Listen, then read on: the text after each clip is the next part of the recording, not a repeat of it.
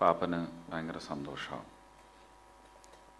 എന്ന് പറയുന്നു. ആ സീൻ ശരിക്കും എഴുതി വെച്ചിരുന്നത് എവിടെ ഈ ചൂട് എല്ലാം ആയി തറ ചവിട്ടി പൊട്ടിച്ചങ്ങോട്ട് ഇറങ്ങി പോകുമ്പോൾ നീ നിൽക്ക്, നിനക്ക് ഏറ്റവും ഇഷ്ടപ്പെട്ട കാപ്പി ഞാൻ ഇട്ട് തരാം.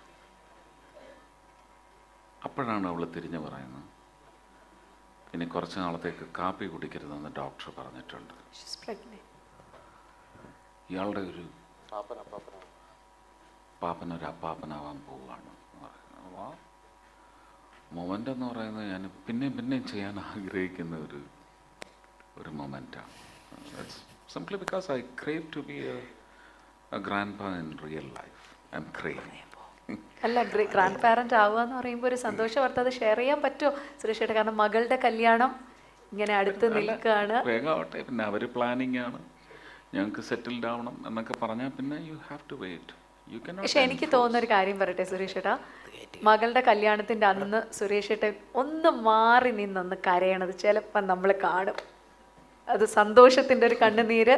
എനിക്കത് അറിയില്ല അതെങ്ങനെ പറയണം എന്നല്ല. ബിക്കോസ് എൻ്റെ അച്ഛൻ എൻ്റെ കല്യാണം കഴിക്കുന്ന ആ സമയം ഭയങ്കരമായിട്ട് കരയുന്നുണ്ടായിരുന്നു. എൻ്റെ ഹസ്ബൻഡൊക്കെ ഞെട്ടിപ്പോയി.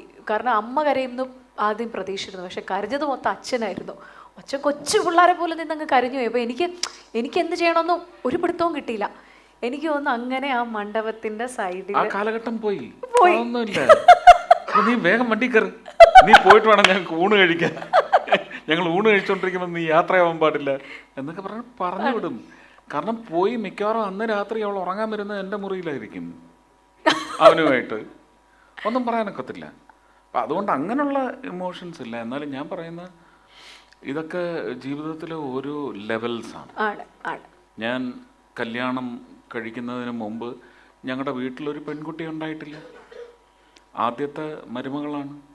അതും അച്ഛൻ നിശ്ചയിക്കുന്നത് രാധിക ഞങ്ങളുടെ മകളും നീ ഞങ്ങളുടെ മരുമകനുമായി തീരും, അവളിവിടെ നിലവിളക്കും കൊണ്ട് കയറുന്നതോടുകൂടി എന്ന് പറഞ്ഞ് വരുന്ന ഒരു പെൺകുട്ടിയുടെ സഹവാസം എന്ന് പറയുന്നത് എൻ്റെ വീട്ടിൽ എല്ലാവരും അനുഭവിക്കുന്നത് അന്നാണ്.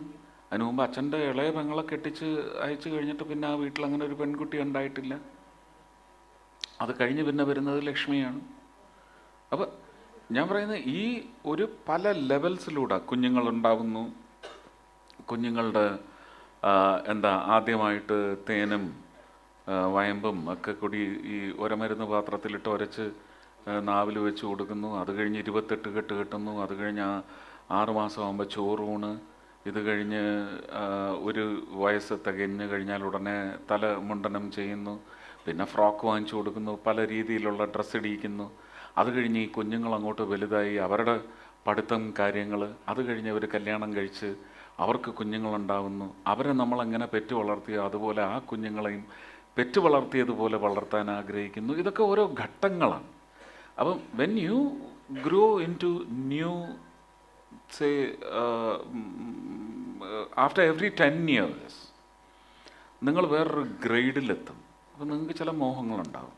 എൻ്റെ ഇപ്പോഴത്തെ ഗ്രേഡ് എന്ന് പറയുന്ന ആ ഗ്രേഡിൻ്റെ മോഹം എന്ന് പറയുന്നത് പേരക്കിടാങ്ങളാണ്. അപ്പോൾ പാന്നുള്ള വിളിക്കല്ലേ സുരേഷ് ഏട്ടാ, ഇങ്ങനെ വെയിറ്റ് ചെയ്തിരിക്കുകയാണ്. അപ്പം അങ്ങനെ പറയുമ്പം